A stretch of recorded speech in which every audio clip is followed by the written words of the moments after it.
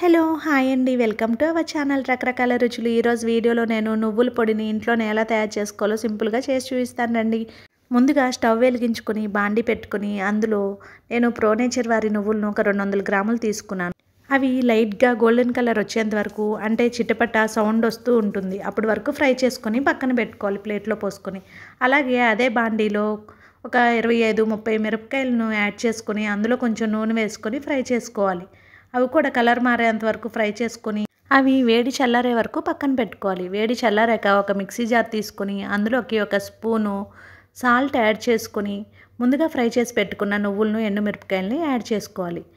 అన్నిటినీ కలిపి ఒకసారి కోర్స్గా గ్రైండ్ చేసుకొని ఒక ప్లేట్లో పోసుకొని మిక్స్ చేసుకోవాలి. మిక్స్ చేసుకున్న దాన్ని ఒక ఎయిర్ టైట్ కంటైనర్లో స్టోర్ చేసుకోవాలి. ఇది అన్నంలో కానీ దోశల్లో కానీ చాలా టేస్టీగా బాగుంటుంది. మీకు నచ్చితే కనుక మీరు కూడా ట్రై చేయండి. అలాగే మన వీడియోకి ఒక లైక్ ఇవ్వండి. మన రకరకాల రుచులు ఛానల్ని సబ్స్క్రైబ్ చేసుకోండి. Thank you for watching our channel.